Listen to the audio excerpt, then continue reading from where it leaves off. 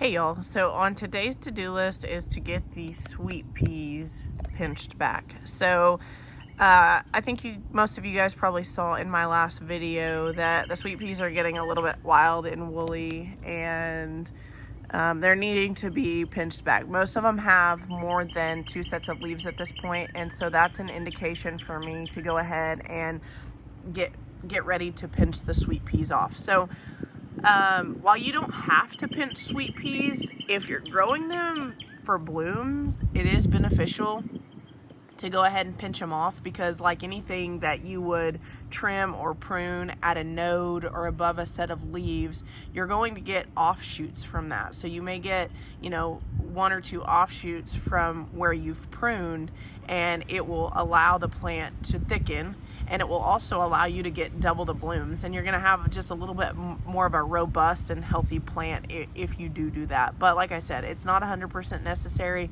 but I'm growing these sweet peas for blooming purposes and for cut flower purposes. So I'm going to go ahead and I'm going to pinch these off. So let's see if I can, well, actually, so I have had some spotty germination on these, but I kind of somewhat expected that, because this was a sweet pea mix. That's kind of the disadvantage of planting a mix.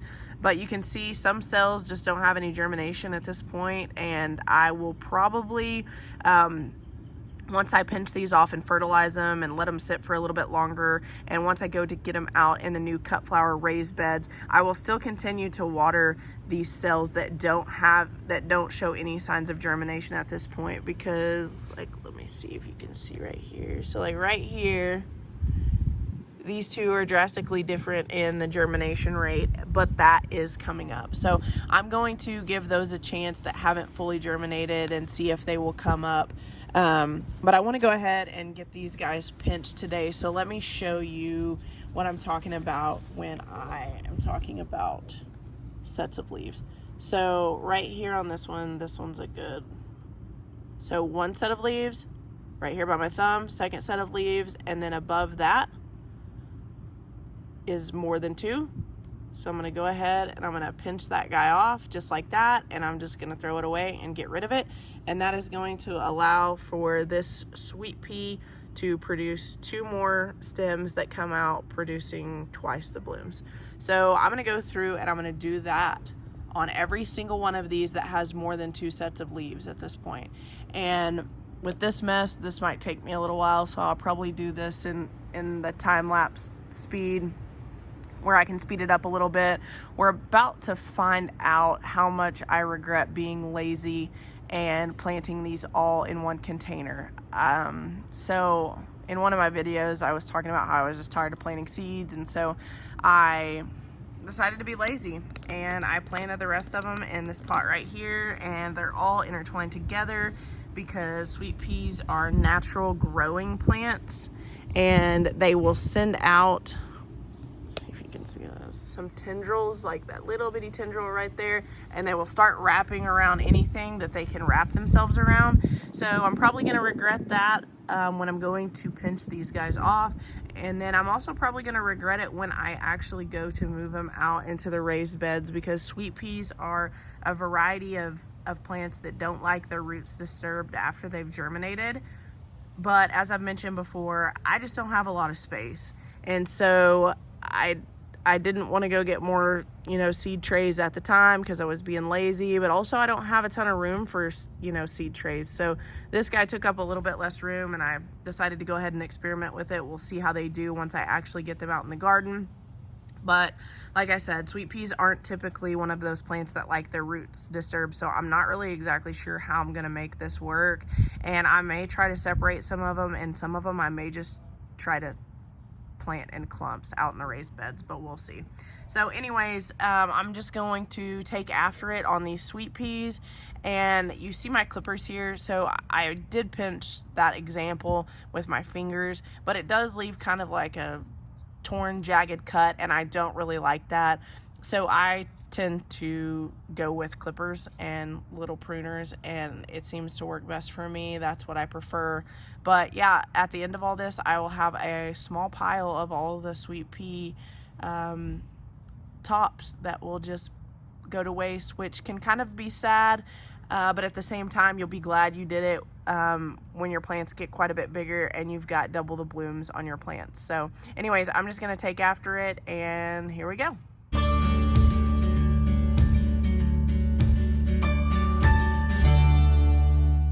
All right, so the first tray is done, and here's my little pile of sadness right there.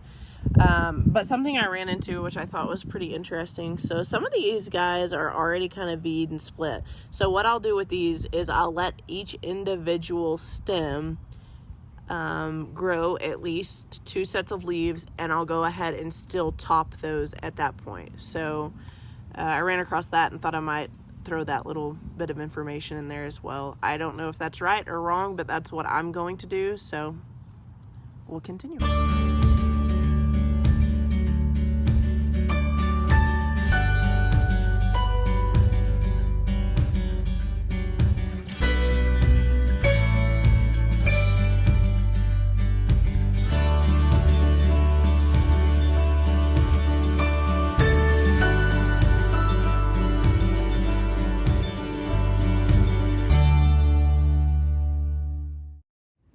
Okay, so got that done, got that knocked out. Here is my pile of cuttings, and these trays are obviously very, very easy, and you can kind of see they're standing up a little bit now. I got some extra weight off of them.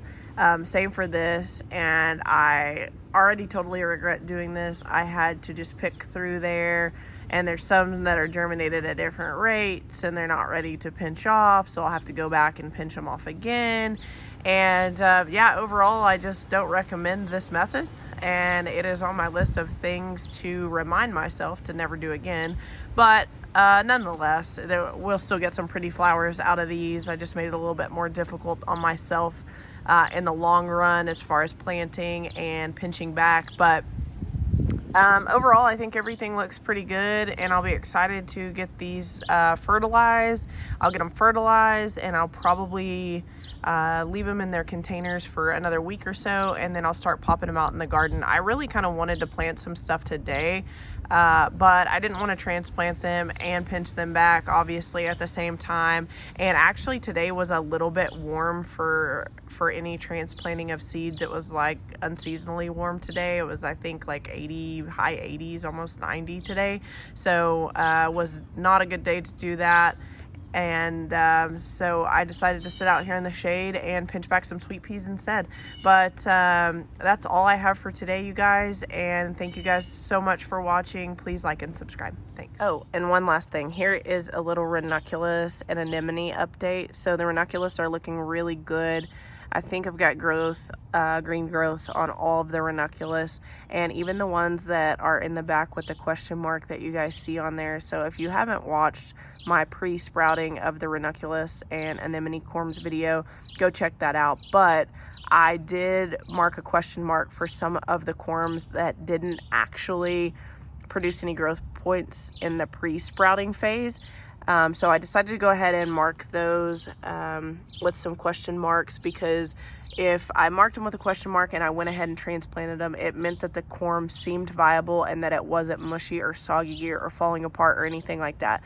So happy to report that those seem to be doing well. They've got really tiny growth points on them, and I don't think I'll be able to show you. I don't think I'll get the phone to focus enough. So the anemones are kind of the same way, but some growth points nonetheless. Here's one right here.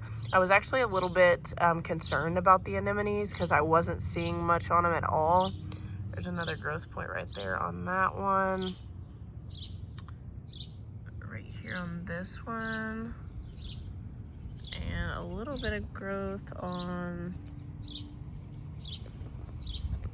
that one right there. So anyways, not a ton of growth, but you gotta look real close. But I am happy to report that the anemones seem to be waking up, and as we go along and we get more growth on both the ranunculus and the anemones, I will of course keep you guys posted.